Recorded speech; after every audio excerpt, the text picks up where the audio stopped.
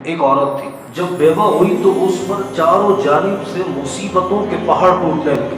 3 درہم کی رقم موجود ہے، بازار گئی، اس کو 3 درہم کا اون خرید، وہ فروخت کرے گی تو 5 درہم وصول پائے۔ 2 درہم سے اس نے پھر کھانا پینا خریدا اور پھر 3 درہم کا اس نے اون لیا، اور اون لے کر جب وہ آئی تو اسی طرح زندگی گزارنے لگی۔ ایک دن بازار سے کھانا پینا اور اون لے کر وہ گھر آئی، اور بچوں کو اس نے کھانا دیا، اون ایک طرف رکھ دی کہ ایک پرندہ اڑتا ہوا آیا، پورے اون کو لے کر اڑ گیا، اب صفر ہو گئی، اب کچھ بھی نہیں ہے۔ دوسرے دن وہ سیدھا جناب داؤد تائی کے گھر پر گئی، تو ان سے ایک سوال کروں؟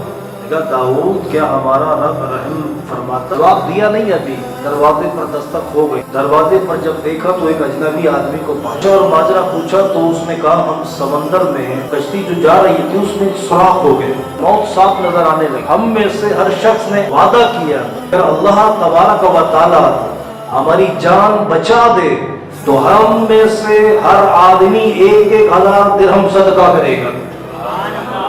ابھی ہم یہ دعا کر رہے تھے کہ ہم نے دیکھا ایک پرندہ ہماری کشتی کی جانب اون کا گولا لے کر آیا، وہ اون کا گولا اس نے کشتی میں لا کے پھینکا، تو ہم نے فوراً کشتی کے سوراخ کو بند کیا اور جلدی جلدی اون چونکہ پانی کو آبزرو کرتا ہے وہ کشتی سے پانی پھینکنے لگے۔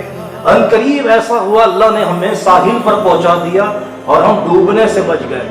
اب ہم کیونکہ یہاں پر اجنبی ہیں، ہمیں نہیں معلوم کہ ہم کس کو دیں، کون معتبر آدمی یہ رقم کس کے حوالے کریں، تو پھر سیدھے ہاتھ سے جیب میں ہاتھ ڈالتے ہوئے 10,000 درہم نکالے، اور 10,000 درہم نکال کر داؤد کے سامنے کرتے ہوئے، حضرت داؤد کہتے ہیں میرے سامنے کیا نا، داؤد تائی رحمۃ اللہ تعالیٰ علیہ کو پکڑا دیا، 5 میں بیچتی تھی، تھوڑا صبر تو وہ کرتی نا تو اس کی قیمت شاید کچھ اور بھی ملتی، روز خود بیچ رہی تھی 5 درہم میں، صرف 5 میں، لیکن جب خریدار اور خریدنے والا خود رب العالمین ہونا تو پھر اس میں کسی ایجنٹ کی ضرورت نہیں ہوتی۔